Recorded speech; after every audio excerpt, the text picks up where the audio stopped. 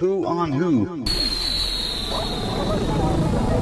The podcast devoted to the review of classic series Doctor Who DVDs in no particular order.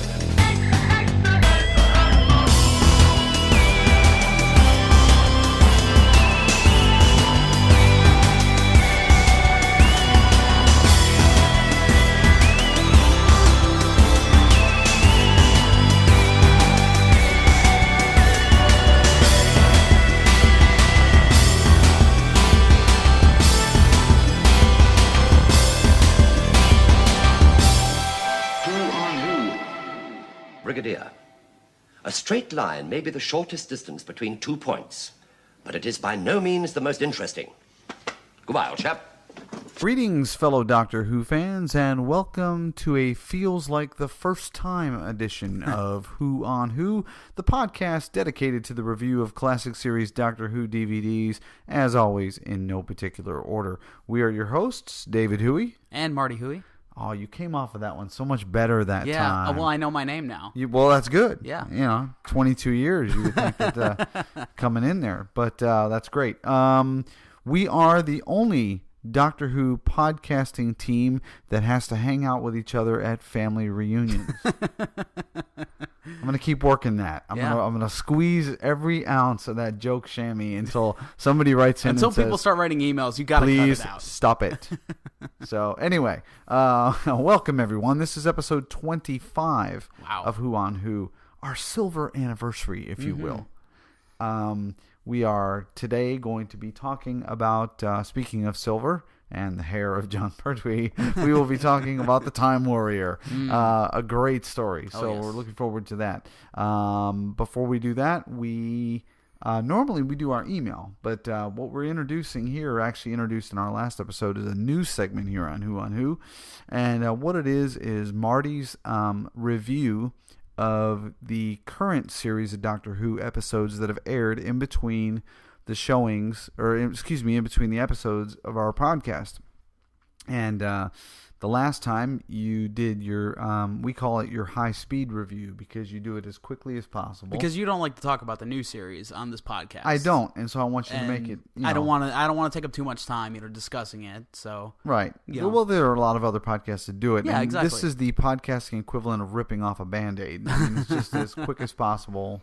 Save the pain. Exactly. Not that the new series is painful by any stretch. Oh no. But today you're going to be covering Vampires in Venice and Amy's Choice. Yes. And that will bring us current, except for the episode that aired today, which was Hungry Earth. Hungry Earth. With yes. the Silurians. We haven't seen that yet. Spoiler. No, we haven't watched that one yet.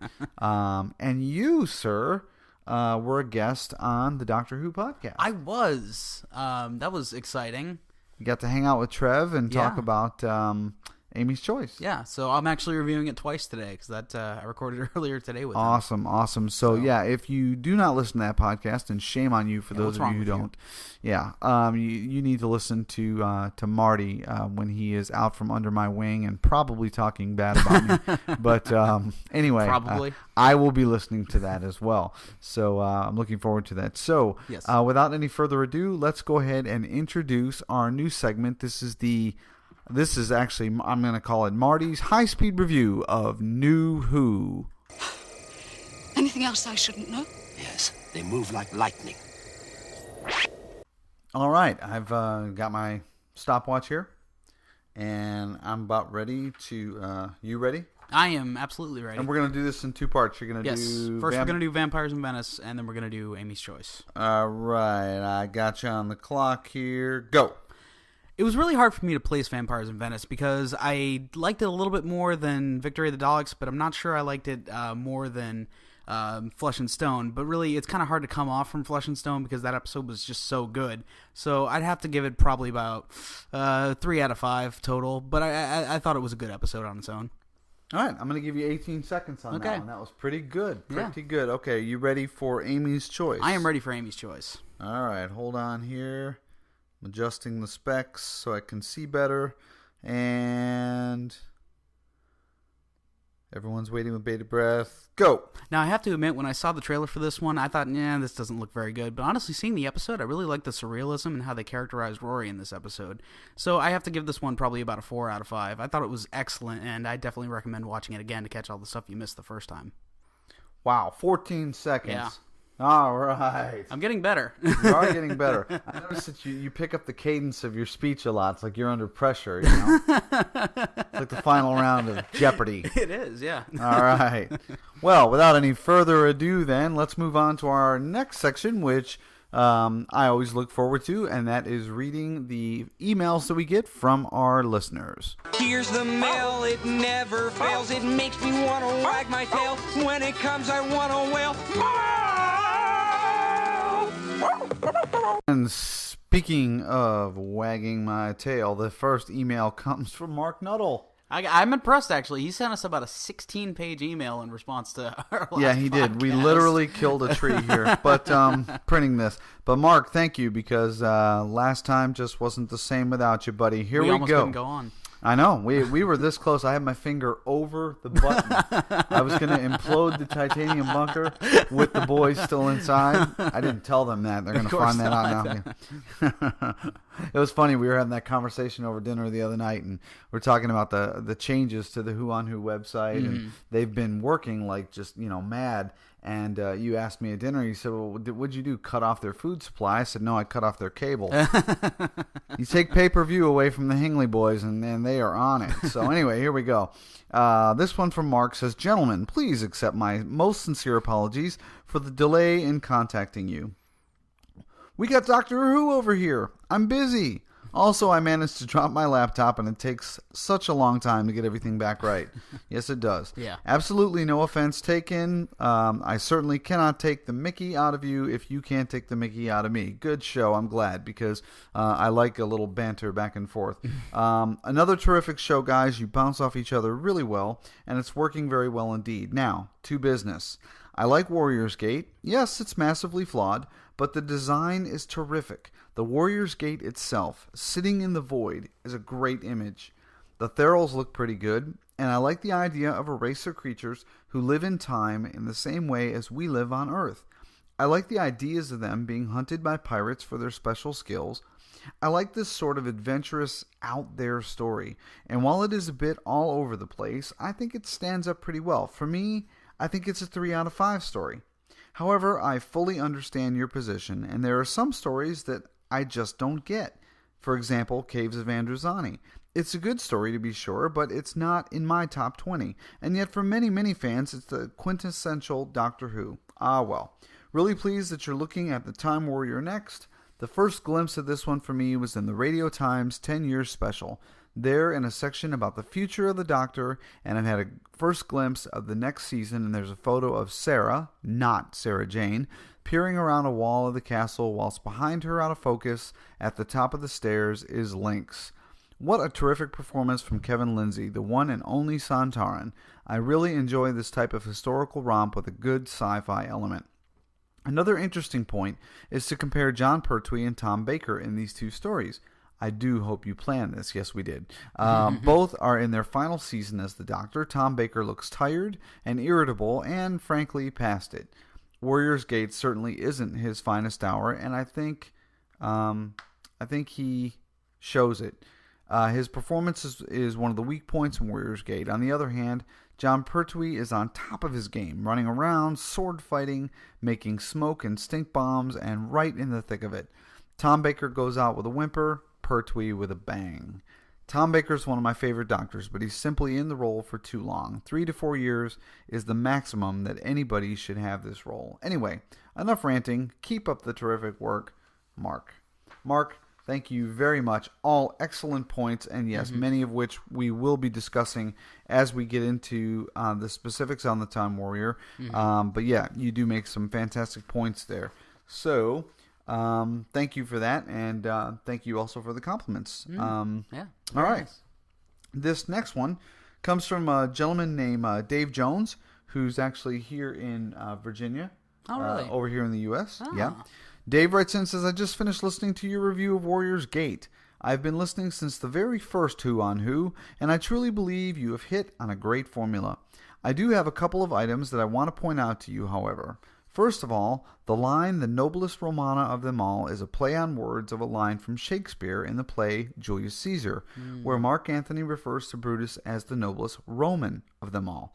It was either the writer or Tom Baker showing off their classical education. I'm going with Tom Baker. That's just my bet. But I don't know. I'd have to research that a little bit. But anyway. Secondly, he said, I think it's unfair of you to refer to yourself as a Luddite. Luddites were British workers who destroyed technology in a misguided attempt to saw their jobs.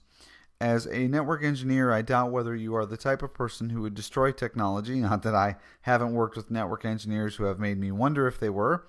It's called job security, Dave. It's a secret among us IT chaps.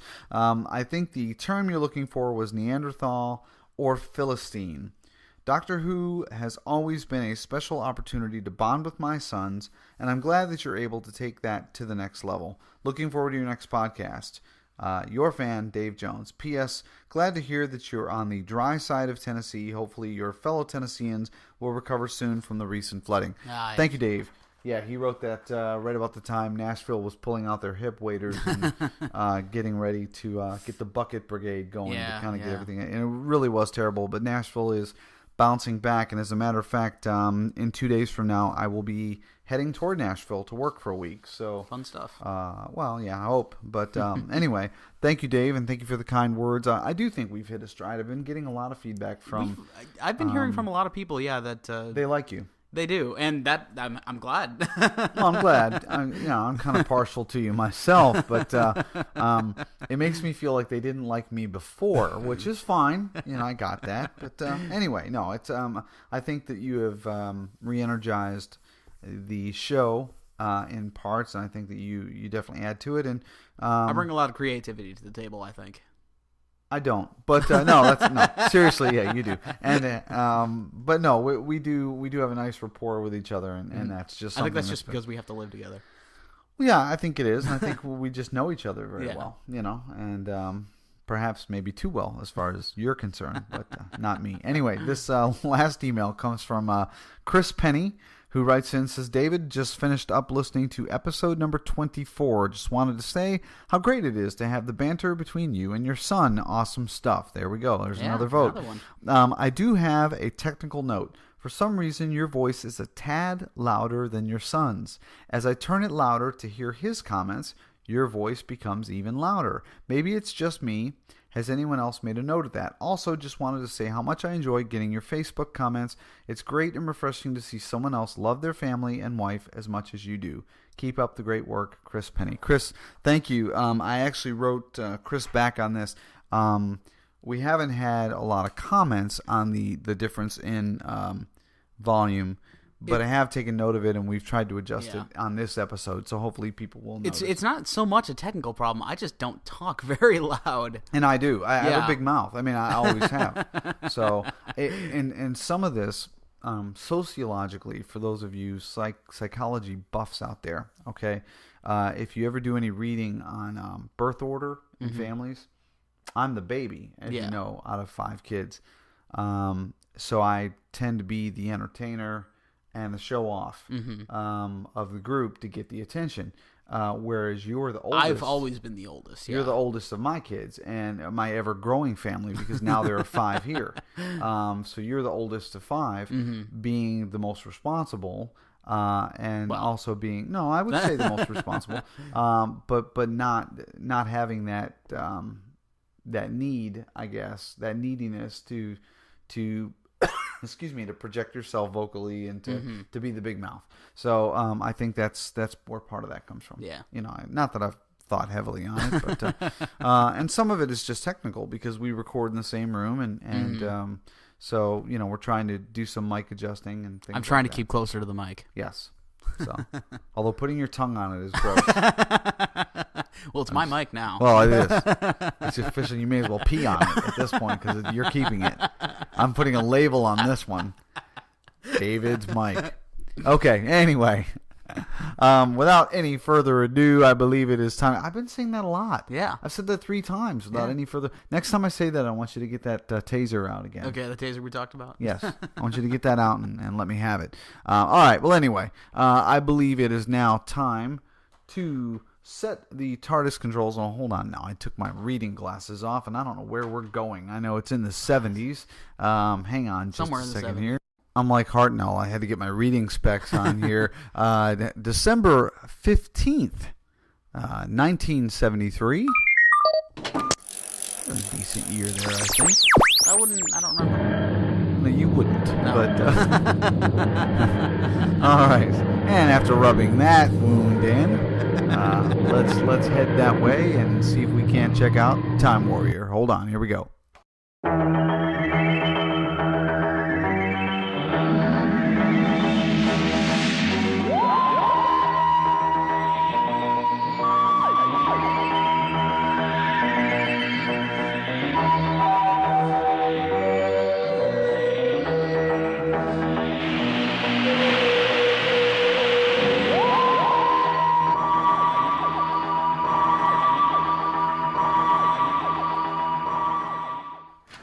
All right, Time Warrior. God, where to begin here? Okay, written by Bob Holmes. All right, Barry Letts still producing. Terrence Dicks, script editor.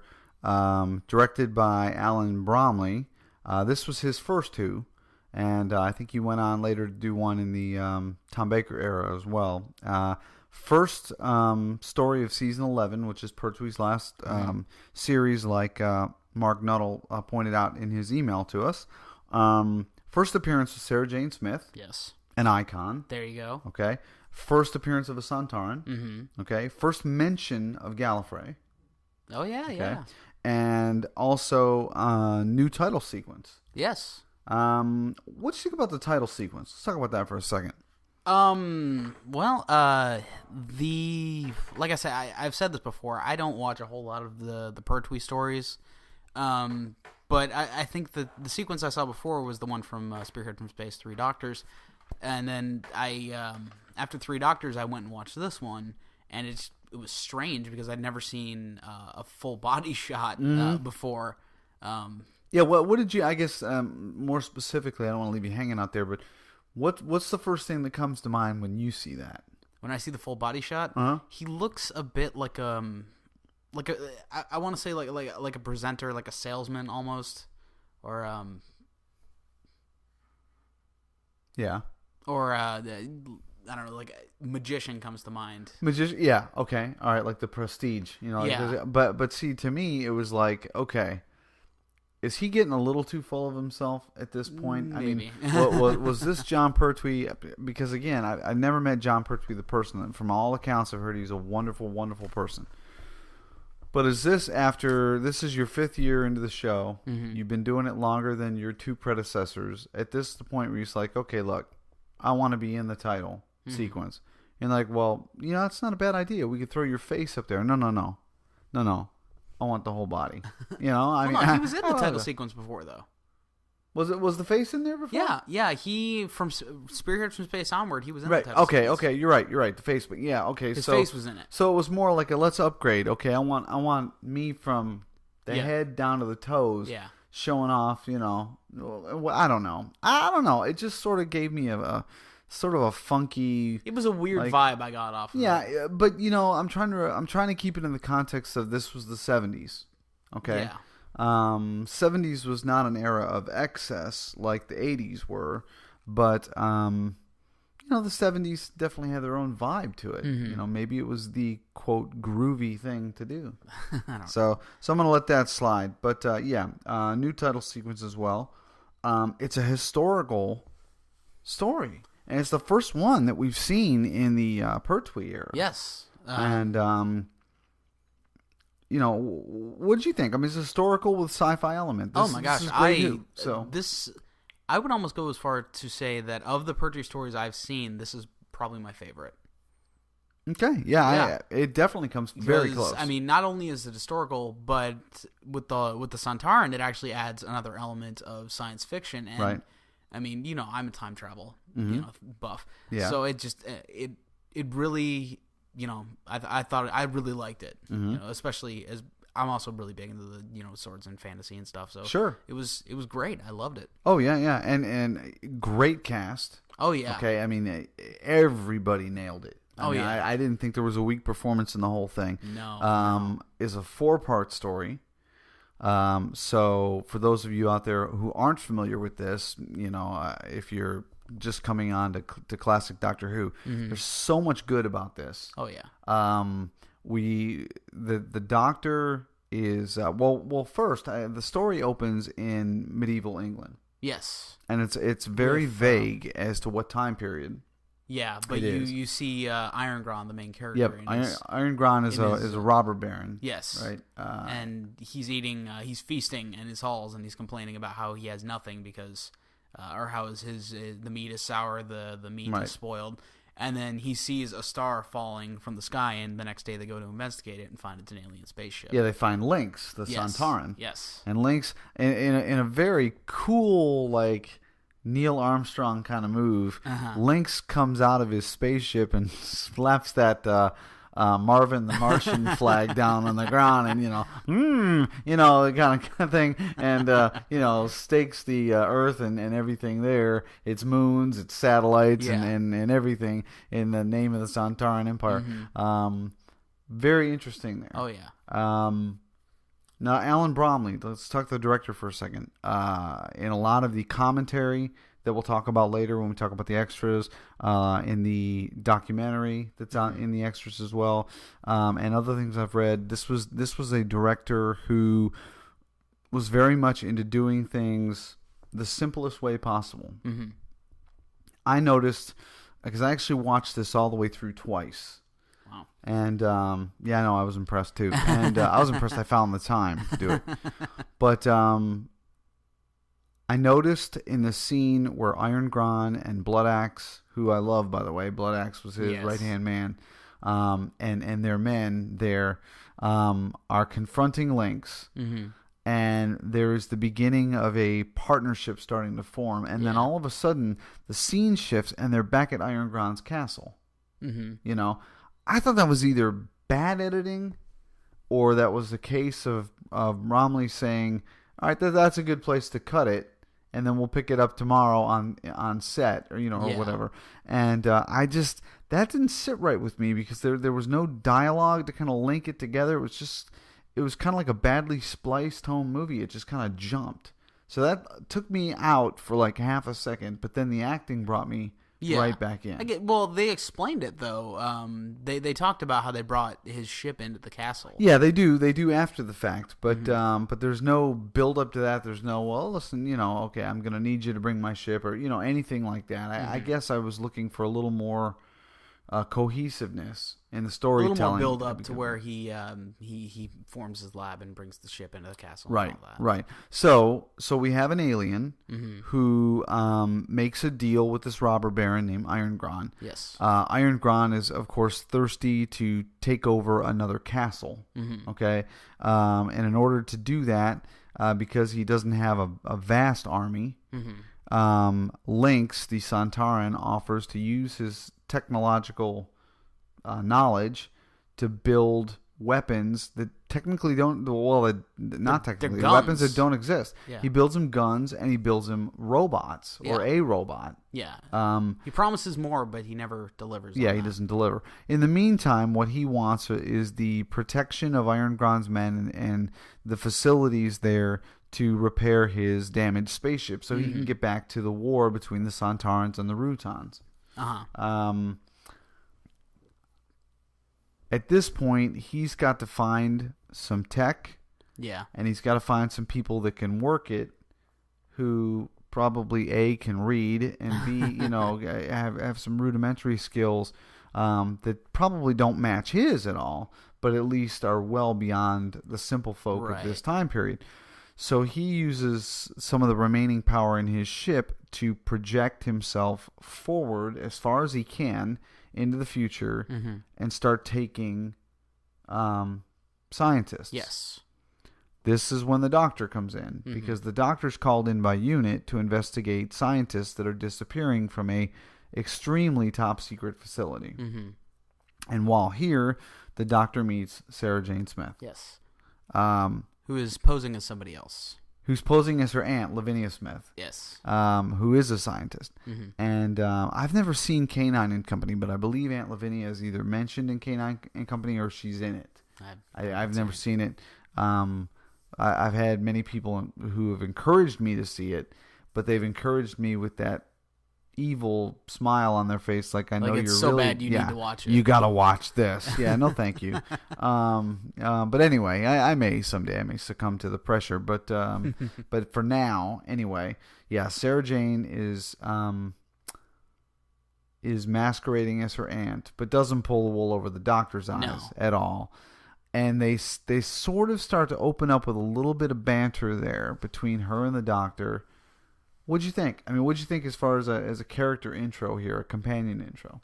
I thought it was really good. I did too. Just not even so much in the first dialogue, just as her progression throughout the story. Mm-hmm. I thought it was really good because she ends up in the medieval times, and she's in the other castle that's about to be attacked, and she's actually leading a force, or she's trying to gather force. Commando raid. Yeah, a commando raid on the castle, but not against Lynx, against the Doctor. Right, she doesn't know about trust Lynx. them. Yeah, she doesn't know about Lynx, Yeah. and she is a journalist, and she makes the logical assumption that if these scientists are being taken via time travel, and she came with the Doctor as a stowaway in the TARDIS, then the Doctor must be the one responsible for doing these things.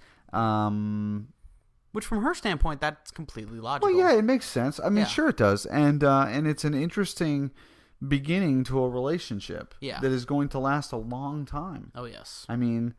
Even now. I mean, Sarah Jane is probably, arguably, the most popular companion that the Doctor has ever traveled with, hands down. Yeah, I would almost agree with that. To this day, she's got her own spinoff. Yeah. Which is a great show.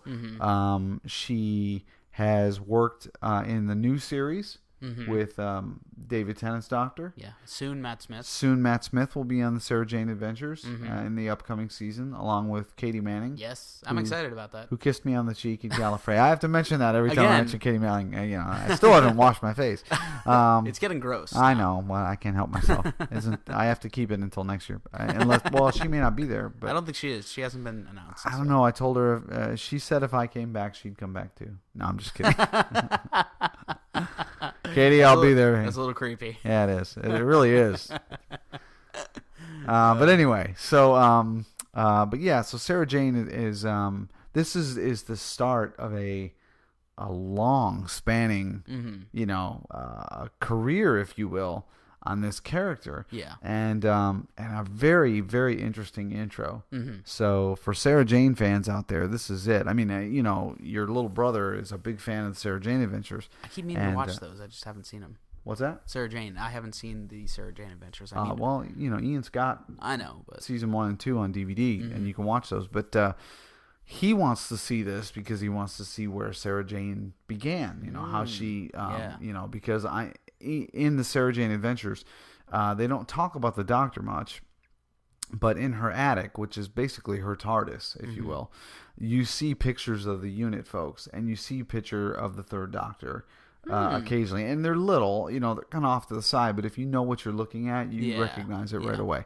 And so I think it's kind of cool. And she actually mentions in one of her adventures this particular story. She mentions her first meeting with a Santaran. I don't think the character would have ever gotten over this because, she, before she was just a normal journalist, and all of a sudden she's facing a Santaran. Yeah. I mean, that would be jarring for anybody. Well, yeah, and plus, she time traveled without realizing she time traveled and thought she was in the middle of some sort of medieval fair or something. But even what I was going to reference was I actually watched the sequel to this Santaran experiment. Oh, okay. Recently. And when she meets the Santaran in that episode, she immediately thinks it's Lynx and almost freaks out. Oh, wow, yeah. Yeah. Because, she's, oh my God, Lynx, but you're dead, that can't be.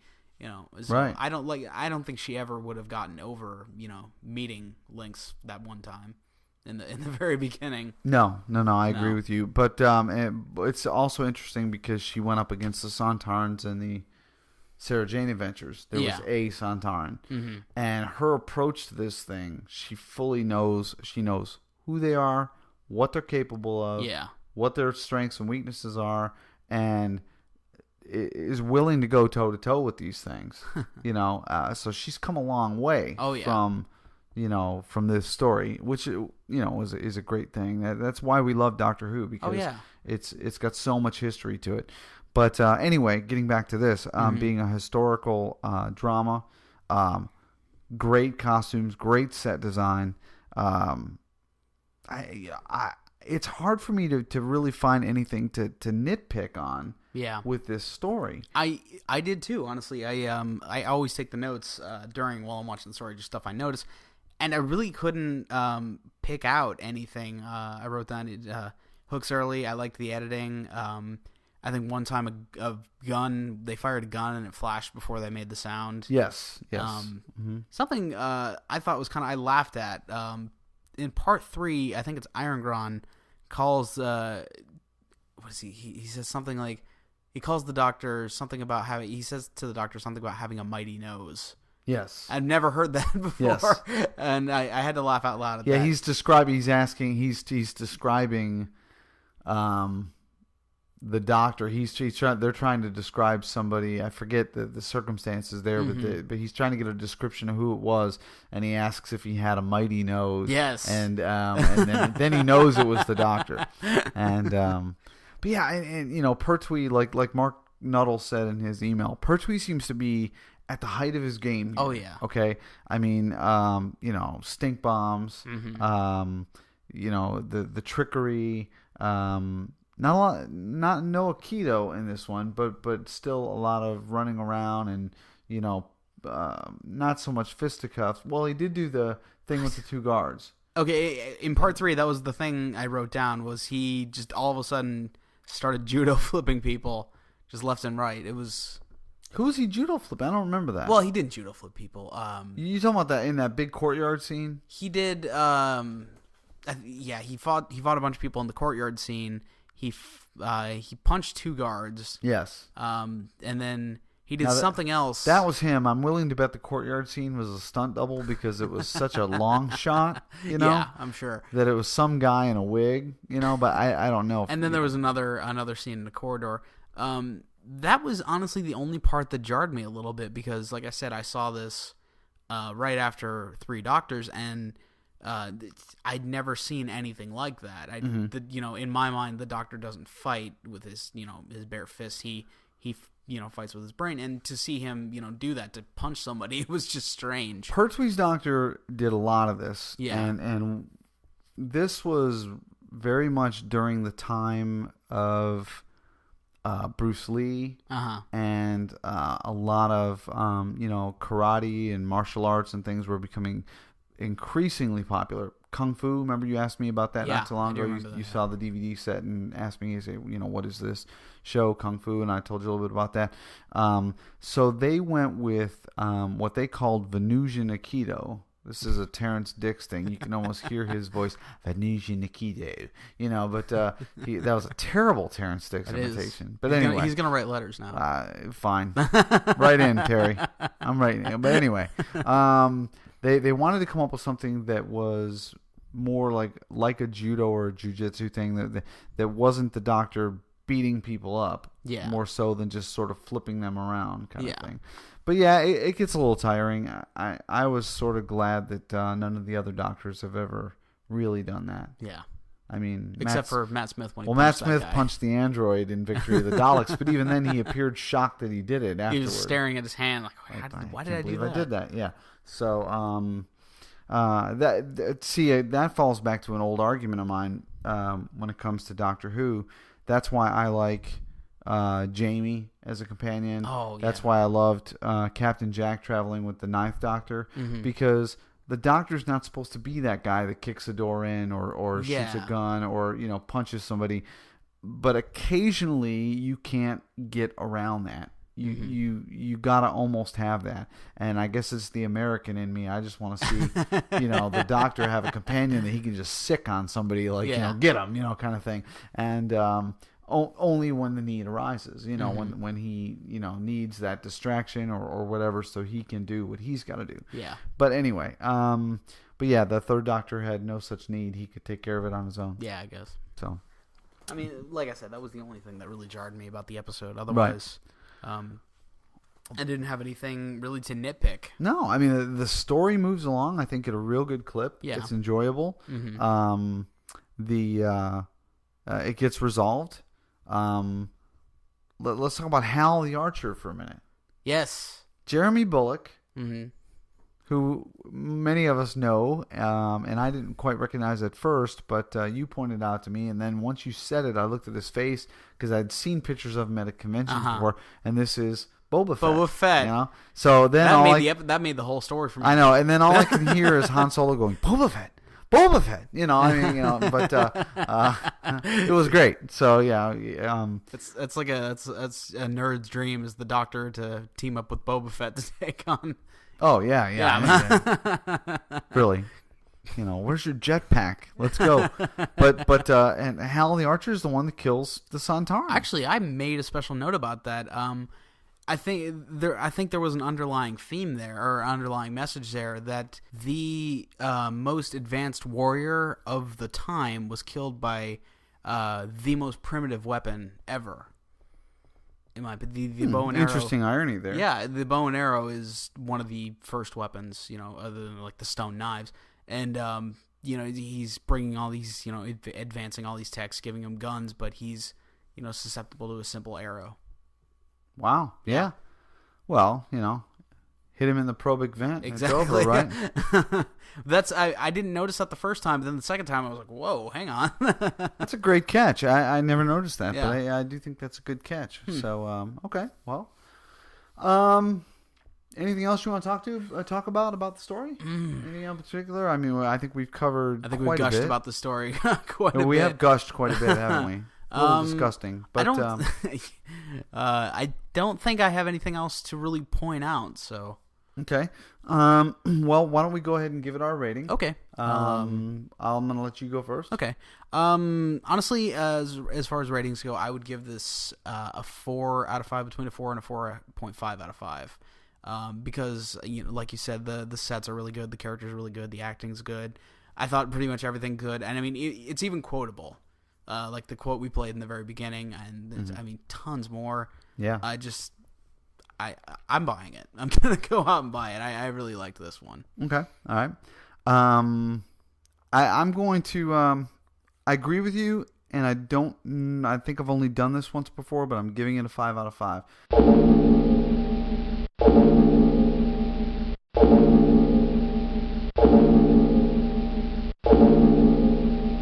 And I'm doing that because of all the things that you said, plus Boba Fett.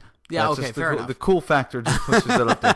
That but Boba Fett killed the Sontaran. That's worth at least a 5 out of 5. So, yeah, I mean, seriously, it's a great story. It just doesn't fail anywhere enough, and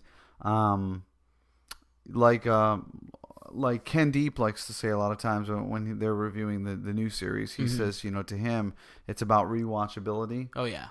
I watched this thing twice in the span of like a day. Yeah. And I could sit down and watch it again. So, matter of fact, we talked about possibly sitting down and doing a commentary on this. Yeah. And I'm not sure if we're going to do it on this one or if we're going to do it on Remembrance. I don't know. That's your call. That's up to you. I mean, I don't care either way. I think we may wait, but that is one thing that we would like a little feedback on. What Marty and I were talking about doing is taking a Doctor Who story, even if it's one we've already reviewed, and sitting down and recording a DVD commentary to it. As long as it's not Warriors Gate. Please don't write it about Warriors Gate. No.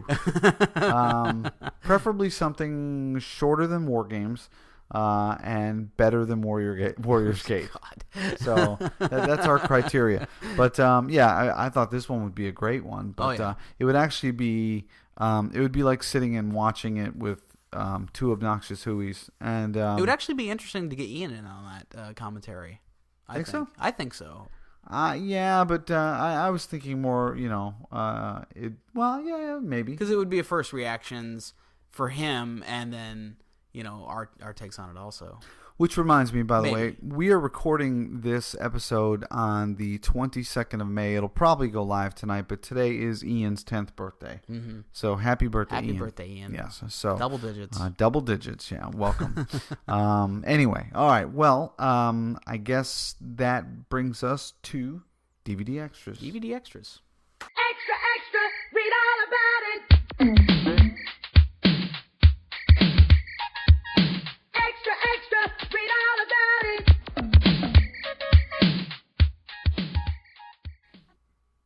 All right. Well, the DVD extras are quantity-wise not a lot on this particular disc, but I don't think that hurts the overall quality of the disc. Let's go down the menu like we do, and let's start out with beginning the end, the making of the Time Warrior. I really enjoyed this. Yeah? Yeah, I Do tell. Well, I learned a lot about the story from this, from the people talking about it. Obviously, you said a little while ago, first mentioned Gallifrey. They brought that up. Iron Gron was the original idea for him was to have him cast by Bob Hoskins. Yeah. And I thought of Roger Rabbit, and then I was like, I don't know. But yeah, and then also they mentioned how the Archer was played by Boba Fett, and I think a couple of people, pretty much almost everybody that played a supporting role in this either went on to play another role in Doctor Who either later on, or they had played a role in Doctor Who previously. Yes. And I just really enjoyed it. Well, and David Dacre, the guy that did play Iron Gron, unfortunately they didn't. He wasn't shown, so I don't know. Maybe he's passed or what. But he was actually recommended by Bob Hoskins when Bob Hoskins wasn't available. Yeah. Which I made a note of that. I thought, wow, that's pretty cool. But also I'm not sure if it was in this, but they interviewed Elizabeth Sladen, and she actually carries around with her. I don't know if she carries around with her, but she has in her possession, I think the first page. Yeah, it was in this. It was in this. Yeah. It was. It's one of the pages of the Time Warrior script, and she made notes to herself about how she thought Sarah Jane was supposed to act. Right. Yeah. And it was great. I mean, we got to see the late great Barry Letts, Terrence Dix, of course, Liz Sladen, Donald Pelmer, who played Rubish. It was kind of cool to see that he was still around, at least when they recorded this. Jeremy Bulloch, Boba Fett. There we go. And Keith Cheatham, who is a production designer, and he talked a little bit about the fact that, BBC is always very good at doing historicals and, how they went about designing and doing a lot of that. So I thought that was great as well. Excuse me. Oh, God, see, it's so great. I got a little verklempt there. Okay. Anything else that you liked in particular about this particular documentary? Nothing. I mean, nothing I haven't pointed out already. It's just it's very informative, which documentaries are obviously supposed to be. Right. So I really enjoyed watching it. I liked the fact that they went into more than just this particular story. They talked about bringing Liz Sladen in, how she got the job. They showed a great clip of her in another program called Zed Cars. Yeah, and what a completely different character. It looked like she was playing a hooker or something like that. And that's just really wrong to see. It's strange, see her playing something like that. But it does highlight what a great actress she is. They talked about her first meeting with Jon Pertwee. Right. They talked about the fact that this was Pertwee's last year, and sort of the mood and all that, and how things going around. I just thought it was a great insight into that era of Doctor Who. Yeah. For all of us fans, especially coming off the documentaries we have done in the past couple of episodes. Yes, and like Mark pointed out again in his email. I'm done kissing up to Mark after this one, but Mark pointed out that when we started reviewing Warrior's Gate, okay, and that whole E-Space box trilogy there, that's the beginning of the end for Tom Baker. Yeah, and here we go. I mean, actually, there are some other stories that precede that. Yeah. But you can see in Baker's performance that he was really phoning it in. He's become what I call Grumpy Tom. Yes, exactly, right. And I don't think Pertwee let that happen to him. No, he his when he was coming out of the role, his, I guess, descent was a little less less rocky than Tom Baker's. Now, in Tom Baker's defense, he was in the role 2 years longer than Jon Pertwee was.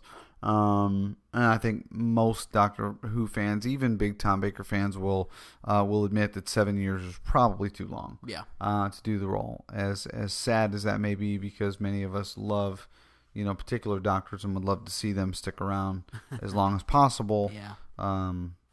David Tennant fans know who they are, but anyway. Let's move on. The next DVD extra is Trails and Continuities. Which I didn't watch. I know you normally don't watch these. These were actually pretty interesting this time. But the next one is the one that I was kind of excited about. Oh, yes. The Mill went back in. I think it was the Mill. I don't know if it was the Mill or not. Somebody went back in. Somebody slapped me. But, ow. No, I'm just kidding. But yeah, they redid the CGI. They did CGI effects to redo some of the more shaky special effects. And I don't mean shaky in the literal sense. We will always talk about, the rubber monsters and all this. But just a couple special effects shots that they were able to modernize. Yeah. Including one big explosion at the end. Yes. Which really looks much better because the original was so lame. Yeah. So my recommendation, folks, is even though I gave the story a 5 watching the original special effects, watch it with the enhanced special effects. It's even better. See, now I wonder why could they not have done this for State of Decay? They should have. Yeah, I mean... I don't know why they didn't. I really don't. It can't have taken, that much time, and they only needed really one. Yeah, just the rubber hand. We're done with that story. Right, exactly. Yeah, we don't even want to talk about that anymore. Photo gallery. Uh-huh. And photo gallery was actually good. It was interesting. There were a lot of publicity photos and pictures of Pertwee with a couple of kids, and then it looked like with a family. And forgive me, for the real diehard Doctor Who fans, probably know who those people were. Mm-hmm. And I had no idea. Yeah. It reminded me of cast photos of Mr. Belvedere. You remember the sitcom with the British butler and the American family? That's kind of what it looked like to me. Like Pertwee had a new role as like the eccentric uncle or the whatever in a new family sitcom, and it was just kind of like, come on, really? Do I need to see all this? Let's go. Come on, show me some more Liz Sladen in some cutoff jean shorts or something. But put a TARDIS somewhere. I'm not interested. Yeah, really. I know there were a couple other items on the menu, and to be completely honest to everybody listening, I didn't write them down in my show notes. So what came next after this menu? What I noticed was very out of order. The next thing was the commentary with Barry Letts, Elizabeth Sladen, Terrence Dix, and I think that was it. Yes, and commentary rocked. I listened. Oh yeah, listened to all 4 episodes. Wow. It was wonderful. One of the best commentaries because these people truly love each other, which is what I really enjoy in a commentary, but it was informative. It was just great. I actually turned the commentary on and listened to it without even watching what was on screen. And they were courteous enough at enough points in the story to say, let's be quiet here and let them hear the dialogue or whatever, which far too frequently you don't get listening to commentary. They usually talk over all the best parts. To be fair, on a commentary though, you're not supposed to be like, hang on, let's hear the dialogue, because you've already seen the story. Yeah, I agree with you there, but when they were being complimentary of particular actors or whatever the point was that they were making, that's when they made the point to say, well, let's hush up for a second to listen. Yeah. And then comment on it. It's a nice thing to do. I'm not like... Yeah, I think it was great. I think the balance was good. I think the rapport with the 3 people was very good. So, next up was the info text, which I didn't find that great. Honestly. No, the infotext was actually a lot of doubling up on what was told in the commentary and in the documentary. So you can skip the infotext, I think, in this one for the most part. Yeah, and then the next one was the Doctor Who annual, which I don't remember. I didn't write anything down for that. And then the Radio Times. Yeah. Okay. Yeah. And there's an Easter egg. Yes. See, Marty got all excited. That's we actually goofed and forgot that there was an Easter egg in Warrior's Gate. Well, yeah. I think I looked it up. I think I looked it up before I watched the story, and then I watched the story and forgot most of the previous week. So yeah. So, but there is an Easter egg on this one on Time Warrior. Yeah, on the Time Warrior. As always, we're not actually there's two Easter eggs. There's two Easter eggs. Okay, yes. Now we're not going to tell you where they are. My advice to you, if you want to have a little bit of fun, take your remote control and just go see if you can find them. Just go crazy. Or if you don't want to do that, you can go to the website that we've talked about before, Doctor Who and the Video Website of Evil, and look under DVD Easter eggs there, and they give you all the specifics on how to find them. Okay. Easter eggs. Let's see. There was the first one that I found was. It was really short. It was just Terrence Dicks showing a photo. The photo came up on screen, and he kind of narrated what was going on in the photo. And I thought, well, is this going to go on? Is he going to narrate more photos? No, it was just the one photo. They left it. Probably just some archive footage they found somewhere. I guess. And the next one was what was called Time Warrior Trivia, and it's not a game like I thought it was going to be. I know. I got all excited when you told me about it. Okay, I'm in. It was actually more just kind of extra trivia as to what was going on during the show. I didn't write down what it was. Okay. I figured people would rather check it out and find out. But it was somewhat interesting stuff, I thought. Okay. So all right. Yeah. But that was all the Easter eggs that I found. Well, great. And that brings us to the end of DVD Extras as well. Overall, great DVD. Yes. If you are not a completist, and that would probably be maybe 3 Doctor Who fans in the world that aren't completists, this is one you definitely have to have in your collection. Again, 5 out of 5. It is one to get. Yes. Pertwee is by far not my favorite Doctor, but he's not my least favorite Doctor. I would say this is my second favorite Pertwee story. Like I said, I haven't seen a whole lot of Pertwee, so first one's still got to be Inferno for me. Only because of the evil brig and a couple other things in it. I've only seen I think 3 Doctors, Spirit from Space, and about half of Inferno. And you gotta hang with Inferno. It's a longer story and it takes a while, but once it gets going, one day I'll finish it. And this is probably my favorite that I've seen. Okay, yeah. But I don't know. Maybe the last half of Inferno will just blow me away. I don't know that it will do that, but Inferno still has a lot going for it as well. But that's not what we're talking about. We're talking about Time Warrior. So anyway, yeah, this one is a must. Now on to other things. The Who on Who website, www.whoonwho.com. If you haven't been there in a while, check it out. Oh yes.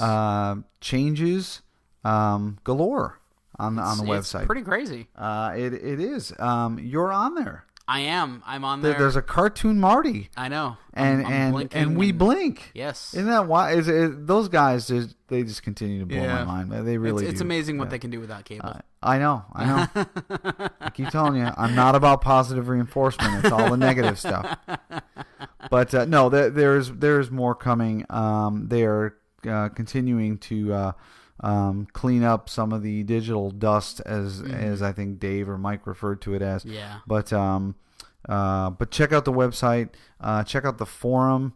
The forum's not getting a lot of love lately, and I know there are a lot of Doctor Who forums out there, but would love to have people just stop in, introduce themselves. There's actually a forum thread called Introduce Yourself. So please do. Stop in, because we would love to know who's listening, and would love to get your feedback on any stories you would like us to review. It gives me an excuse to tell Mrs. Huey that I need a new DVD, or Marty is now starting to buy some of his. Yes. So that we appreciate that. We do appreciate the emails, of course. Again, you can email us at feedback@whoonwho.com. Marty's on the upcoming episode of the Doctor Who podcast. Yes, I think that's going to be out either tomorrow, Sunday, or Monday. So by the time this one goes live... By the time this one goes, they'll probably be going live about the same time. Yeah. That's a lot of you to go I around. know. I don't know if people can take it. There's too much I don't me. know. I don't know if I can take it, but we'll see. All depends on what you said about me.